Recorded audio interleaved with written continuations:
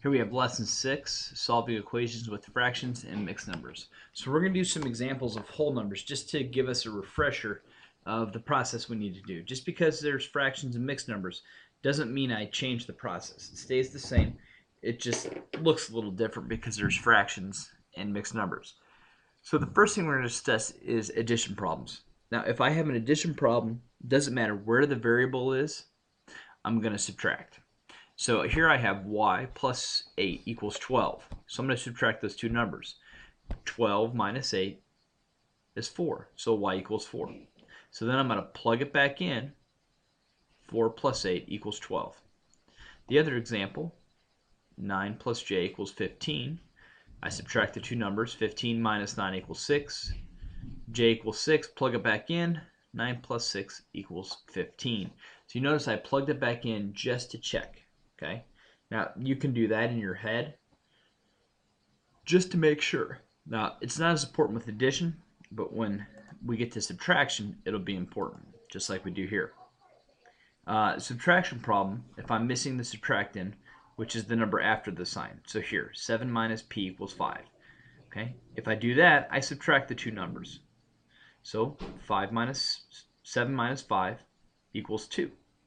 So p equals 2, then I plug it back in. 7 minus 2 is 5. If I'm missing the minuend, the first number, I'm going to add them together. So I'm here, it's k minus 3 equals 9. So I add 9 and 3 together to get 12. K equals 12. Plug it back in. 12 minus 3 equals 9. Go through this last step. You will save yourself lots of headaches if you go through this last step. Okay, because just to make sure that the problem looks the way it's supposed to. Okay, so let's try a couple together. Okay,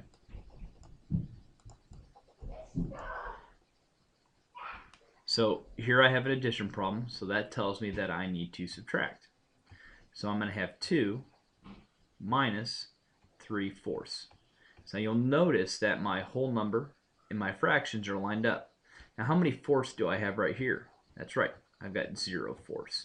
Now why did I choose 4 for my fraction here? Well, because 4 is my denominator here, so I just wanted a common denominator. Okay. So I can't do 0 minus 3, so that tells me I have to borrow. So I'm borrowing 1, which is known as 4/4. So if I add those together, I get 1 and 4/4 minus 3/4. I subtract 1/4 and 1. So u equals 1 and 1/4. So 1 and 1/4 plus 3/4 is 2. Okay, that makes sense. Next problem. I'm missing the minuend, the first number in the subtraction problem, so that tells me to add 5 and 1/5 plus 1/6. Okay, common denominator. Well, I get everything written is count by 5s, count by 6s, 30. So I multiply these by 5, multiply these by 6, and then I add. So I know W is going to equal 5 and 11/30. And 11/30 is the simplest form, so I'm finished. So let's plug it back in. 5 and 11/30 minus 1/6 equals 1/5. Yep,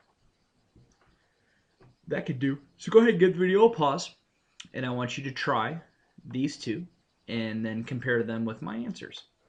We'll see in a minute or two. Did you come up with x equals 2 and 3/4? And did you come up with y equals 6 and 8/15? If you did, you got them correct. Okay, so my common denominator here is 4. So 3 and 1/4 minus 2/4. I had to borrow up here. 5/4 minus 2/4 is 3/4. 2 minus nothing is 2. 6 and 1/5 is the same thing as 6 and 3/15 plus the 1/3 or the 5/15. That's how I got 6 and 8/15. Let's turn the page. Okay, here I've got an addition problem, so that tells me I need to subtract. So the bigger number is going to go on top.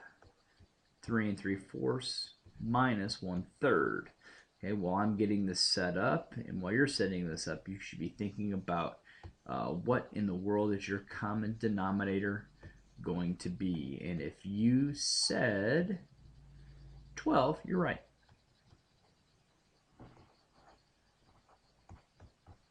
So I times these by 3, times these by 4. Looks right to you. So let's subtract. 9 minus 4 is 5. My denominator is 12. 3 minus nothing is 3. Well done. Moving on to the next one. I'm missing the minuend, the first number in the subtraction problem. So that tells me to add. So 4 1/2 plus 1/5. So let's rewrite the fractions with a common denominator. And you came up with what is your common denominator? Hopefully you said 10. So multiply these both by 2. Multiply these both by 5. So 4 5/10 plus 2/10 gives me 4 7/10. Oops, forgot my U equals here, and my W equals there. So go ahead and give the video a pause and try these two. Okay, try the U tries. And then unpause it and we'll see how you did.